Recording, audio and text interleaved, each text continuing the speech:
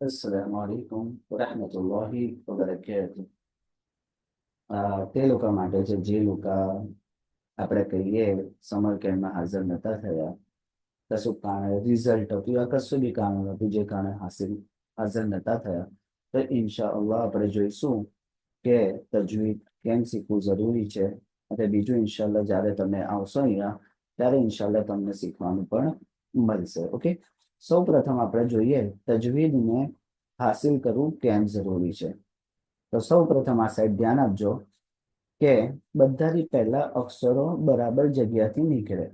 મતલબ કે આપણે કહીએ કે સીન કઈથી નીકળે, શીન કઈથી નીકળે, હા બડી હા છોટી હા કઈથી નીકળે, એ સહી જગ્યાથી નીકળે એટલા માટે આપણે શીખવું જરૂરી છે. પછી આપણે કુરાન કેમ પઢીએ છીએ? સવાબ મળે એટલા માટે. જો અગર આપણે બરાબર ના પડતા હોય તો મતલબ એ છે કે ભાઈ સીનની જગ્યા પર શીન બદલાઈ દઈએ યા સા પડી દઈએ, તેનો મતલબ આખો બદલી શકે છે. હવે જ્યારે શબ્દ બદલાય તો સિમ્પલ વાત છે, અર્થ બી બદલાઈ જાય, અને અર્થ બદલાશે તો મુમકિન છે કે આપણને ગુનો પણ થઈ શકે છે. તો એટલા માટે તજવીદનું ઇલ્મ હાસિલ કરવું જરૂરી છે. જો તમારે દાખલા તરીકે સમજો કે બડી શીનથી આવે છે ને, બડી શીન, શીન પે શુમ મીમ જબરમાં શુમ, એનથી મતલબ થાય છે સૂંગું.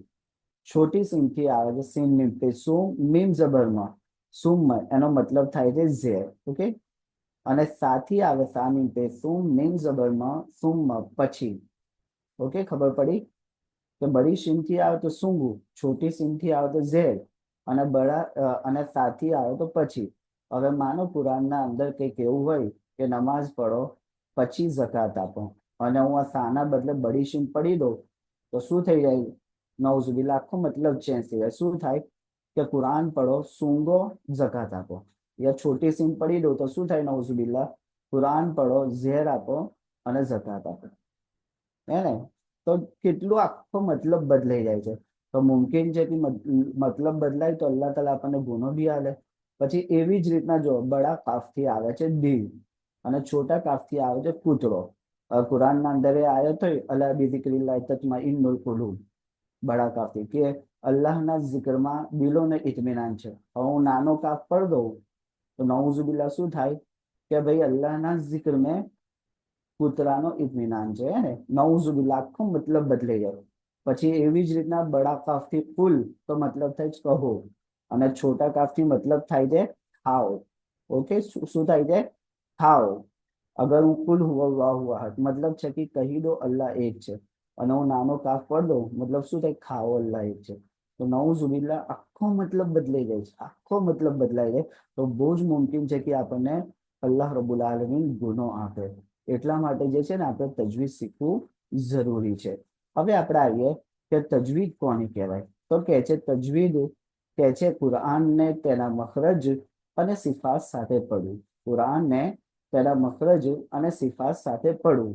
જો મખરજ એટલે અક્ષરોની નીકળવાની જગ્યા. શું છે? અક્ષરોની નીકળવાની જગ્યા. હવે અક્ષરો કઈથી નીકળે છે? મોમેથી અને ગળામાંથી. ઓકે, સિફાત એટલે ખૂબીઓ કે ભાઈ કઈ ખેંચવું, કઈ ના ખેંચવું વગેરે. પછી જે છે એવી જ રીતના અમે આગળ પડેલા કે હુરૂફના બે પ્રકાર છે.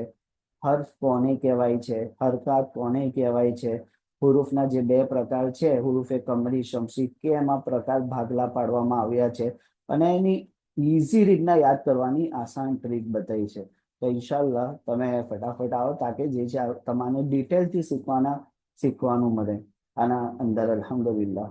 હે ને? તો અમે આટલું પડ્યા, અને બીજું બધું ઘણું પડ્યા છે. તો તમે આવશો ત્યારે ઇન્શાઅલ્લાહ તમને શીખવાડવામાં આવશે. અસ્સલામુ અલૈકુમ વરહમતુલ્લાહિ વબરકાતુહ.